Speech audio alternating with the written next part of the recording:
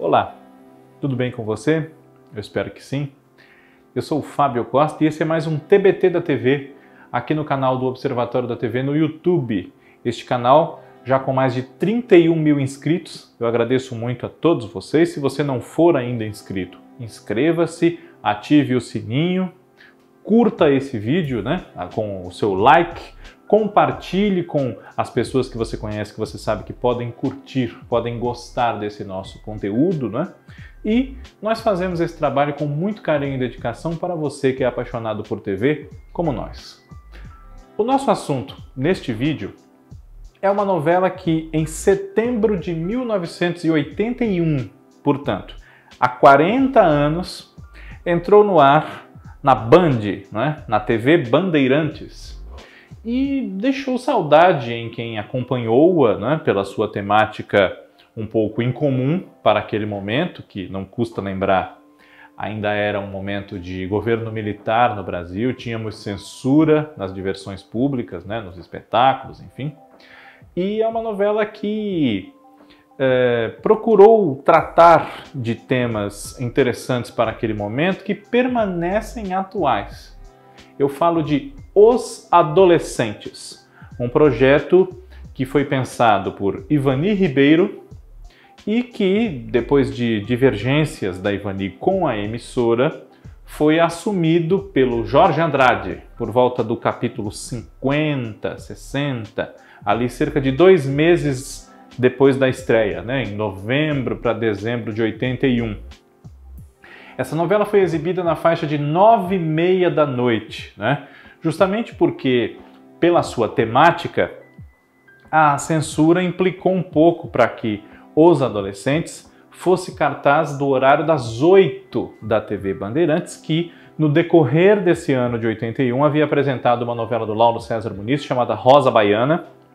Se você não acompanhou, temos aqui na playlist do TBT da TV um programa só sobre Rosa Baiana, veja ou reveja. Quem são esses adolescentes do título, A autora batizou seu projeto de novela-reportagem, porque era sim uma ficção com atores, Só que ela procurava justamente abordar os problemas, os conflitos, as dúvidas daquela geração da década de 80. Então, com esse compromisso muito grande com os fatos reais e encaixando-os com uma história ficcional, Ivani Ribeiro nomeou seu projeto de novela-reportagem. Isso, inclusive, era apresentado nos créditos de abertura da novela.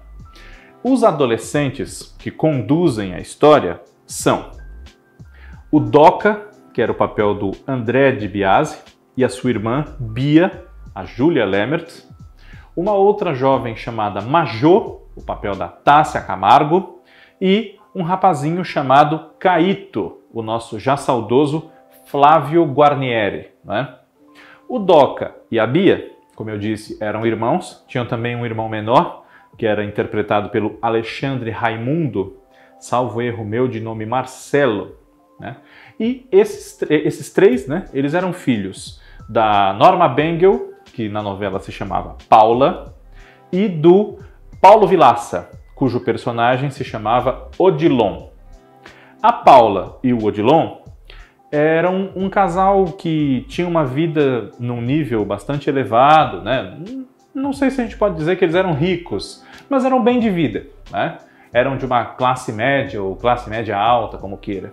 Mas não se gostavam mais, se é que um dia haviam se gostado, não se entendiam mais, E esse desajuste no lar repercutia na forma como eles ignoravam os problemas e as necessidades afetivas e pedagógicas para com esses filhos. A Bia, ela ainda menor, O Doca também, Eles todos adolescentes. A Bia engravidou do namorado que ela tinha, um rapazinho chamado Michel, que era interpretado pelo Ricardo Graça Mello. E tinha esse problema de levar a gravidez adiante ou não, vai abortar, não vai, se vai abortar, vai fazer como, pagar como, vai onde, enfim, E, claro, um medo muito grande da reação dos pais quando soubessem daquela gravidez, já que o namorado, né, não fazia parte dos planos dele, ainda muito jovem, assumir um relacionamento com ela, que seria uma consequência natural, né, e uma criança. Já o irmão, o Doca, compensava suas carências e solidões e necessidades com tóxicos, né, com drogas. E a novela acompanhava a trajetória desses adolescentes entre a autodestruição, por vezes inconsciente, né, e a busca por soluções, ajudados por outras pessoas que identificavam os seus problemas. Majô tinha uma resistência muito grande ao namorado da mãe, né? Ela era filha de um casal separado, a Raquel, que era a personagem da Márcia de Windsor, e o Moacir, o papel do Antônio Petrin, né? E esse casal havia se separado e a mãe havia arrumado um novo namorado, um pouco mais jovem do que ela, né? Um professor chamado Túlio, que era interpretado pelo Quito Junqueira, também um esteio da história, além dos 4 adolescentes, né? Túlio era professor na escola onde eles estudavam e padrasto da Majô, né? A Majô tinha uma resistência muito grande ao Túlio, mas na verdade mascarando um interesse romântico, né? Então o grave problema, o grave dilema que ela vivia era estar interessada com seriedade no mesmo homem pelo qual a mãe era interessada e com quem ela mantinha um relacionamento, né? E o nosso quarto jovem, o Caíto, tinha uma relação semelhante um pouco à da Bia e do Doca com os pais deles, né? O Caíto era filho da Marilu, a personagem da Imara Reis, e do Dirceu, que quem fazia era o Roberto Maia, né? Esse casal também vivia num desajuste muito grande, um casamento infeliz, mantido por aparência, enfim, não é? E quem sabe, ao contrário da Paula e do Odilon, houvesse uma fagulha, um resquício de sentimento que pudesse salvar, mas pendia mais para o desentendimento e a desilusão do que para um restabelecimento da felicidade conjugal, né? O Caíto, ele tinha o que se classifica como tendências à homossexualidade, né? Ou ele era homossexual mesmo, enfim, estava se descobrindo, tentando entender-se, tentando lidar com um mundo contra o qual ele teria que lutar justamente, né? Pelo grande preconceito que existe em várias pessoas, pela homofobia, que infelizmente era e é uma realidade, não é? Então o Caíto primeiro precisava entender se ele só estava curioso, né, tentando se compreender, ou se ele de fato era homossexual. Mas ele não tinha quem o ajudasse a saber que caminho tomar. E aí que entra uma figura como a do professor Túlio. Mas, além do envolvimento, ou da possibilidade de envolvimento do Túlio com a sua enteada, né, a Majô, ele tinha um outro problema que a novela mostrava aos poucos. Ele, quando mais jovem, havia tido um outro relacionamento, ficou viúvo, né? A moça morreu, e anos depois a vida dele volta a ser atravessada, permeada pela presença da irmã dessa jovem que faleceu, a Fernanda, que era interpretada pela Selma Egrey. Fernanda emprega-se também na escola, né, para partilhar do dia a dia do Túlio, e deseja provar que ele é o responsável pela morte da irmã dela, né? Túlio tinha um passado como toxicômano também, como viciado em drogas, e havia se reabilitado e tentando a cada dia, né? Cada dia um dia. Então ele tentava se reabilitar de uma juventude também mergulhada no problema dos tóxicos, como agora ele via o Doca passar por uma situação parecida, né? O Doca, no decorrer da novela, ele acaba encontrando um alento para a sua vida na dedicação ao esporte, né? E num amor sincero e desinteressado de uma moça que vai estudar na escola com eles também, chamada Rosário, que era interpretada pela Débora Seabra, né? Se eu não me engano, ela se chamava Rosário. E essa foi a primeira novela de uma sequência que a Débora Seabra fez na Bandeirantes, né, por essa época. Ela que era egressa da TV Tupi, começou lá no finalzinho, depois teve uma passagem pela TV Cultura e ingressou na Bandeirantes, né? Como eu disse, Ivani Ribeiro não se entendeu muito bem com a emissora, né? E deixou a novela por volta do capítulo 50, entre 50 e 60, 55, se eu me lembro bem. E Jorge Andrade, ao assumir a novela, claro, tentou ser fiel à proposta e conduzi-la, mas ele também tinha ideias próprias sobre o que fazer com aqueles personagens, né? Por que Ivani Ribeiro deixou a autoria de Os Adolescentes? E deixou a emissora? Ingressando na TV Globo, né? Depois de vários convites, enfim, ela acabou ingressando na TV Globo. Ivani Ribeiro gostava muito de, na medida do possível, escolher os elencos que iam trabalhar nas suas novelas, porque se inspirava muito para conduzir as histórias a partir dos seus intérpretes. E as suas sugestões para o elenco de Os Adolescentes não foram atendidas, ela não se sentia acolhida para fazer essa novela, como havia acontecido em experiências anteriores, na TV Excelsior, na TV Tupi, na própria Bandeirantes e até com Silvio Santos, né? Ela foi contratada dele, escreveu para ele uma novela chamada O Espantalho, que foi exibida pela TV Record, pela TVS no Rio, pelo próprio SBT depois, enfim, né?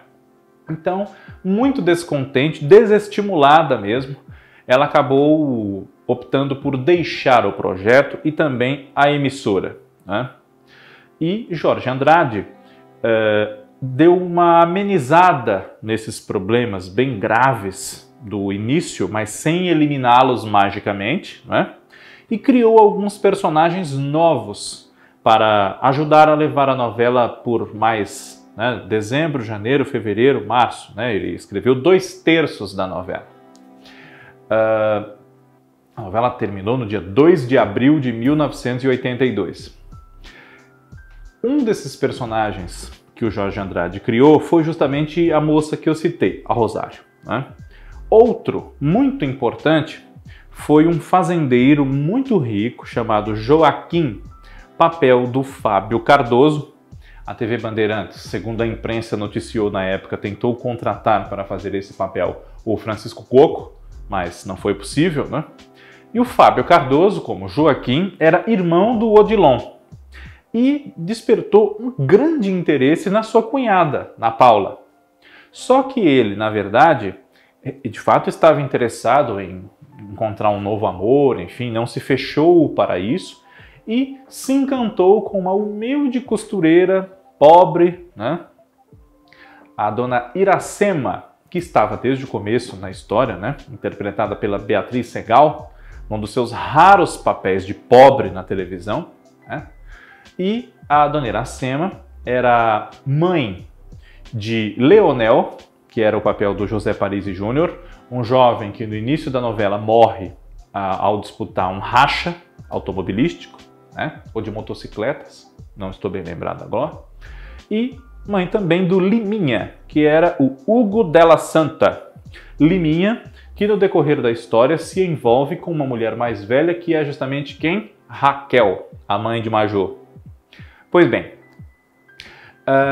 Iracema e Joaquim têm um romance bastante tumultuado, não só pelas investidas bastante frequentes e ousadas da Paula contra o seu próprio cunhado, né? Mas também pela volta do marido de Iracema, pai dos dois meninos, que havia sumido no mundo, havia abandonado a mulher e volta exigindo seus direitos de marido, como se ele ainda os possuísse, né? O Diogo, que era interpretado pelo recentemente falecido Jairo Arco e Flecha, numa das suas poucas incursões no gênero telenovela, né? Outras personagens que surgiram em Os Adolescentes, nessa fase escrita pelo Jorge Andrade, foram duas irmãs solteironas, né? A Dona Clô, interpretada pela Arlete Montenegro. Esse foi um papel criado para Cleide Diácones, mas na época, por outros compromissos, especialmente com os palcos, ela não pôde aceitar o convite, né? E a Dona Clô tinha uma irmã, que era Luciana, papel da Lúcia Mello, né? Elas entraram na novela e fizeram contato, fizeram amizade com os adolescentes, especialmente com o Caíto, né? E a partir da amizade com a Dona Clô, o Caíto entendeu-se melhor a respeito das coisas que ele sentia, da confusão de sentimentos e de atrações e de desejos que ele estava identificando por outros rapazes, né? Sem eliminar o interesse por moças também que surgissem, enfim, era um momento de descobertas na vida do Caíto, dentro dos limites estabelecidos, claro, pela sociedade da época e pela censura, né? Como eu disse, a novela teve que ser exibida às 9h30 da noite. Essa novela, ela ficou para a história, né? Por conta dessa inovação, muitos anos antes da Malhação e de muitos outros projetos, na narrativa que tratava de problemas de adolescentes, né? E muitos anos antes dela também, nos anos 60, na TV Tupi, Geraldo Vietri já havia feito uma tentativa, se não semelhante, análoga, digamos assim, né? Uma coisa mais ou menos no mesmo caminho, chamada Os Rebeldes, em 1967, mais precisamente, né? Uma novela que foi encerrada abruptamente, de uma hora para outra, não foi assim tão bem recebida, talvez por ser um pouco precoce. E os adolescentes padeceu do fato de, em que pese o seu bom elenco, a qualidade dos dois autores, da direção do Atílio Ricó, né, e também do Antônio Abujanra, que era o supervisor do projeto, né, acabou não sendo um boom tão intenso quanto poderia ter sido. E ela convivia com uma novela que fazia muito sucesso de público e crítica na mesma emissora na época, que era Os Imigrantes, do Benedito Rui Barbosa, né? Mas é uma novela que hoje nós estamos aqui falando dela 40 anos depois, justamente por conta desse pioneirismo, né, de ter ajudado a desbravar a abordagem dos temas que dizem respeito ao público jovem e também, por que não, aos seus pais e avós, enfim, né, para que, dialogando sobre esses problemas, nós consigamos driblá-los, resolvê-los e tornar essas pessoas que já estão caminhando para a fase adulta, adultos mais bem resolvidos, né, e felizes, claro, né, dentro da possibilidade de encarar os problemas e não fugir deles e viver uma vida de falsidade e hipocrisia, né? Além desses atores que eu citei, a novela também teve no seu elenco, revelando-os, né, Maiara Magre, Lília Cabral, né, Paulo Eudes, né, que havia feito alguma coisa na televisão, esteve em Os Adolescentes. Também fez parte do elenco Emílio de Biasi, que fazia o Lulu, né, e a Sônia Oiticica, que era a Conceição, irmã da Iracema, né? Sônia e Emílio formavam um par mais maduro, né? Eles eram funcionários da escola, se eu não estou enganado, e frequentavam bailes, não da terceira idade, mas bailes para pessoas maduras, né? Enfim. Também o Giuseppe Oristânio, salvo erro da minha parte, estava no elenco dessa novela, Os Adolescentes, uma das suas primeiras na carreira, né? Tânia Aldi, enfim. Esse é um projeto que revelou tantas pessoas que se consagraram na televisão, né? Tássia Camargo, Júlia Lembert, André de Biasi, enfim.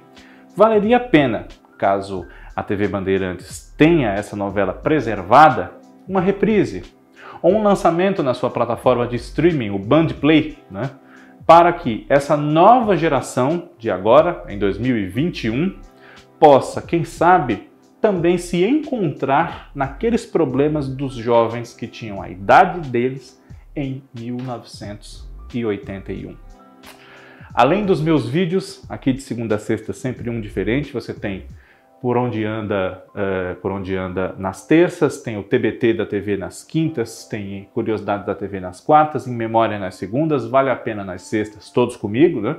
Olhar Latino com o Cadu Safner, Por Trás da Tela com Cristiano Blota, Kaká Novelas, João Márcio e os reality shows e muito mais. Então eu agradeço a você pela sua audiência, TBT da TV fica por aqui e semana que vem tem mais. Um grande abraço. Tchau.